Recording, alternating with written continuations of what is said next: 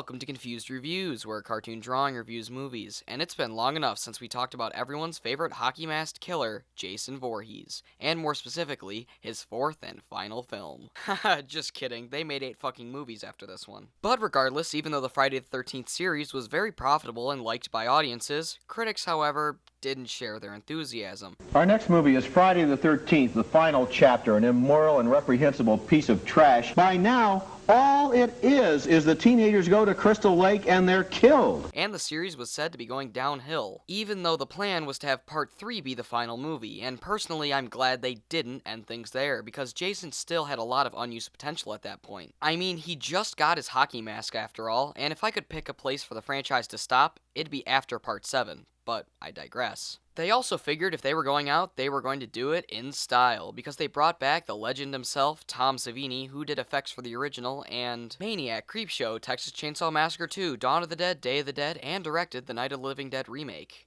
He's pretty awesome. Anyways, the obvious gimmick of the film in question is as the grand finale for the Jason and Pamela Voorhees legacy. So, was it a respectful and well-made ending to this beloved franchise?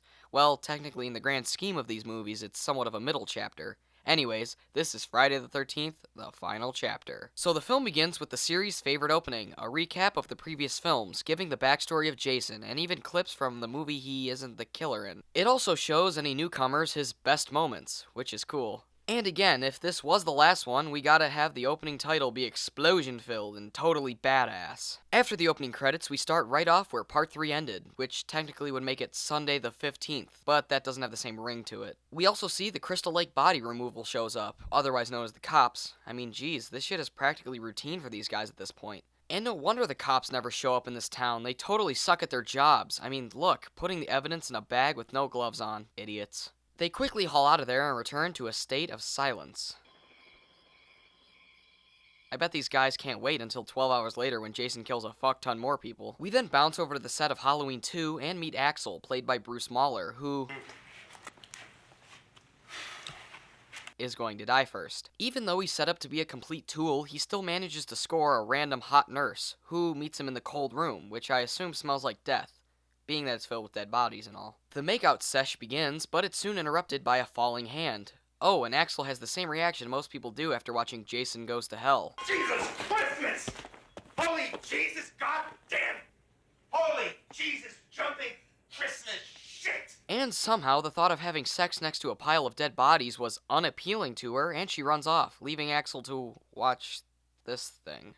Thankfully, we don't spend too much more time with this idiot, as the body count has begun. Oh, and the nurse is killed, and Jason must have known she was an organ donor, because he does exactly what Dwight Schrute would do. Check for an organ donor card. If he has one, we only have minutes to harvest. He has no wallet, I checked. He is an organ donor. He is? Yeah. Give me some ice in a styrofoam bucket. Here we go. We then bounce over to Trish, played by Kimberly Beck, and her mother, Mrs. Jarvis, played by Joan Freeman, who are doing some running while spouting exposition. No time for that, though. We gotta introduce my favorite character of the whole series, besides Jason and Shelley. That being Tommy Jarvis, played by Corey Feldman, who is playing video games while wearing a mask. Awesome. Well, what happens if the psycho wanders in? He'll probably do what he does at the end of the movie. Kill the fucker.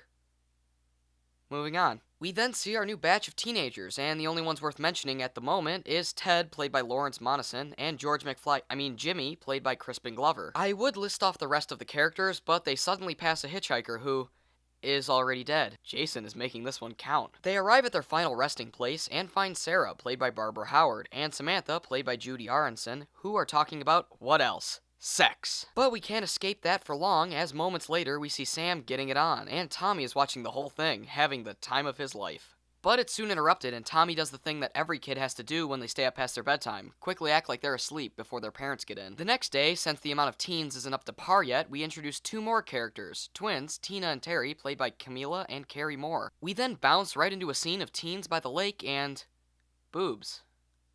Nice. And ironically enough, as soon as the boobs come out, the Jarvises show up. Tommy is one lucky kid. Thankfully, they didn't have Corey Feldman actually looking at these naked people, though. Otherwise, they'd probably be in some legal trouble. The car then randomly stalls, just so we can introduce Rob Deere, played by Eric Anderson, who they just take home with them. Because why not? Tommy takes him upstairs and sees all of Tom Savini's workshop, Tommy's projects, including this demon creature. But night is soon upon us, and we arrive to one of the most iconic scenes in the movie, Crispin Glover's weird fucking dance. Fun fact, the original song they used while filming this was AC/DC's Back in Black. Awesome. Anyways, turns out Jimmy wasn't the only one who was not very good with the ladies, as Teds leaves him to go get with Paul, played by Alan Hayes, who is already getting with Samantha. The group of Jason Bate dance for a little bit longer when we cut over to see Rob and Trish talk for a bit, and Rob leaves for most of the movie. Back to the group again, Paul is swept up by one of the twins, and Samantha decides the best course of action is to run out onto the lake naked and hope Paul follows. Pretty solid plan if you're asking to die. She receives that in just a matter of seconds when Jason pops up and stabs her through the boat. And there goes another one. Paul must have figured out Sam was dead and decided now was a good time to go after her. Thankfully, Jason gives an extremely painful death for being an asshole. Stabbed in the dick with a harpoon gun.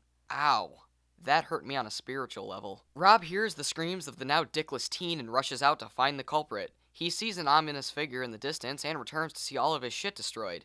Damn, Jay is great at this. And even though it's been established that Jimmy isn't very smooth with the ladies, he still managed to get with one of the twins. Oh, the wonders of alcohol. Gets even the least cool guys laid since, well, the dawn of time, I guess. Terry is sick of the group's shenanigans and leaves, while Tina says to go on without her, and so Terry wanders into the night all by herself. Wonder what's going to happen. She's killed off screen. I mean, geez, you blink and you'd miss it. We see that the Mary Jane has also come out at this party, which is also a big no-no by the J-Man. Sarah, who hasn't done much for most of the movie, finally decides, this guy's still alive, so I'll sleep with him, leaving Doug, played by Peter Barton, who I'm just now mentioning, one of the lucky ones, and soon-to-be-dead ones. Cutting back to the Jarvis house, the mom finds out the power is out, and instead of doing anything rational, she just yells out to her kids and walks around randomly. Oh, and Jason kills her, off-screen. Okay, Jay, that's 2 in a row. The next person to die better have a spectacular death. We suddenly cut back to Tommy and Trish coming back from the set of Gremlins, I don't know, and they get home to find no mother, no power, and not a horny teenager in sight. She heads to Rob's tent to find him gone as well, as she emerges to find none other than the hitchhiker in question. What are you trying to do? Kill me? No, that's his thing. And since the movie has ADHD, we cut right back to Trish and Jimmy post-sex, and we find out Jimmy wasn't completely awful at it.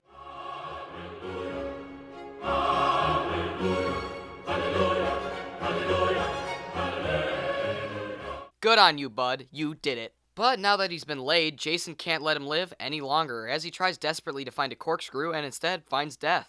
Ted! Hey, Ted, where the hell's the corkscrew?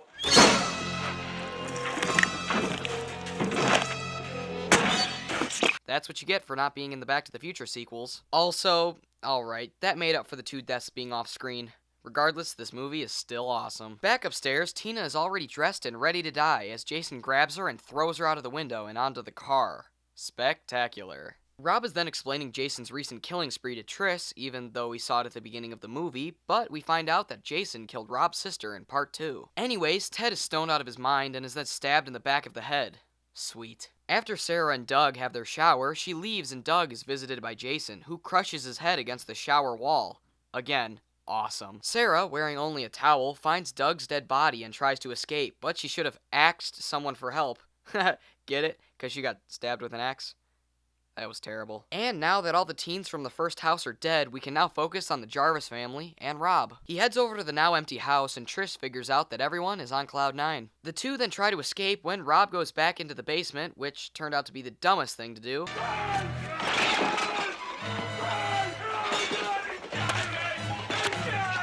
Because he's killed.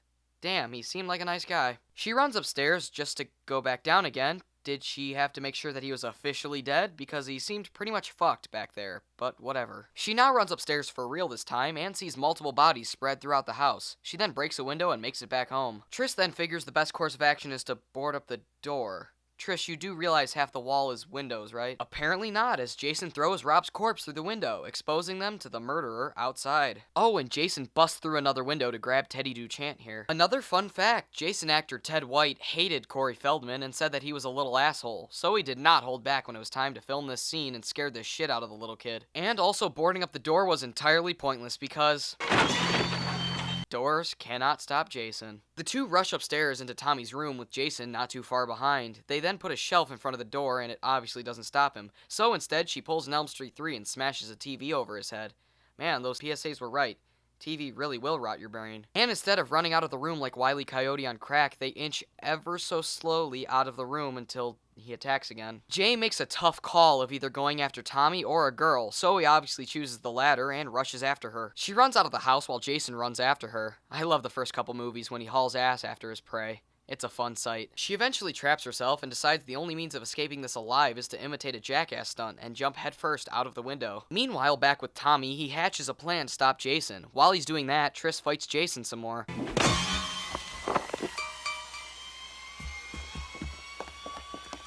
God damn it, Triss, that was his fapping hand. She gets another good hit on him, and he takes her down. Tommy runs down just in time, now looking like a slightly less deformed version of Jason. Now this brings up an interesting question. Does anyone who's bald remind Jason of himself? What if Howie Mandel, Bruce Willis, or hell, even Vin Diesel showed up?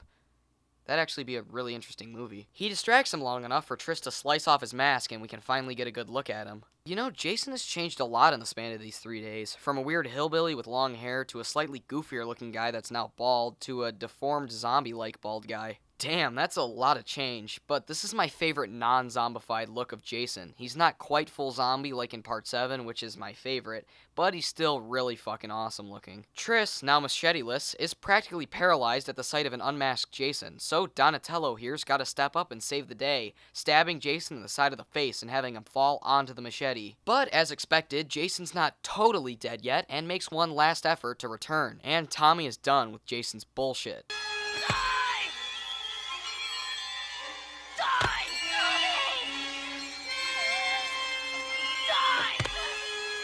Yeah, I now see why he has to go to a mental asylum in the next one. We then cut to the expected ending for the final girl. Her in a hospital talking to a cop and a doctor, who explains that Tommy's actions were totally normal. No. And as our tale comes to a close, Tommy hugs Triss, and it's set up that Tommy might be the next killer after all. And that was Friday the 13th, the final chapter, and it's awesome. To start off with, it has some of my favorite kills of the whole series, including Jimmy's death, Doug's death, and Paul's death. It has my favorite batch of teens that are all memorable and interesting. Tommy and his family are also pretty damn good, and like I said, Tommy is in my top 3 favorites of the franchise. The gore effects are amazing, just as you expect with Tom Savini, and is really gruesome compared to the previous installments. I assume that they put a lot of effort into them. If this was going to be the final movie, they wanted them to be as good as possible. Plus, this is my favorite non-zombified version of Jason, as I already said. He's the perfect balance of a terrifying badass, a great look, while still being able to be stopped without an extreme death. Ted White gave an amazing performance, and he's very close to being my favorite interpretation of Jason. Too bad Kane Hodder is so fucking good at playing him. If I had to nitpick anything in this movie, I just wish Terry and the mom had an on-screen death. But that's the only real gripe I have with it. I love this movie, and it's definitely my favorite of the Friday the 13th movies. It's a great time with great characters, kills, and Crispin Glover dancing acts as a nice cap to the series that works as a starting point if you want to get into these movies. It's everything I want in a Friday the 13th movie and more. It's awesome and a kick-ass time. I'm going to give Friday the 13th, the final chapter, an A+, because it's my favorite Friday flick and one of my favorite horror movies of all time. It's definitely in the top 10. Huh.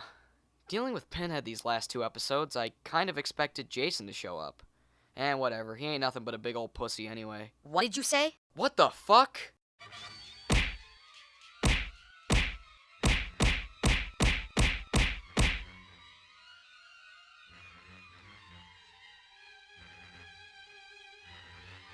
Ow!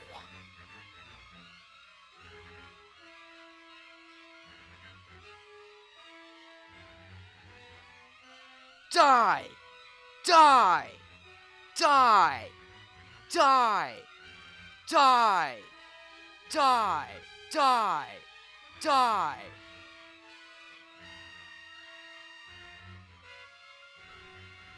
Jesus.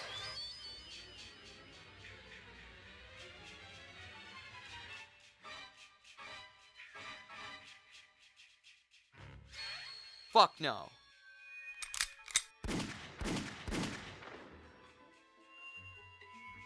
That was surprisingly easy.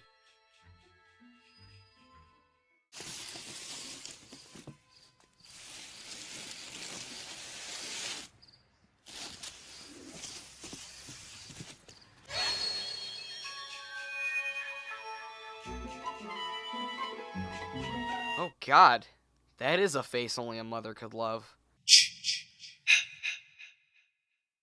I'm Confused Reviews, I just killed Jason, and thanks for watching.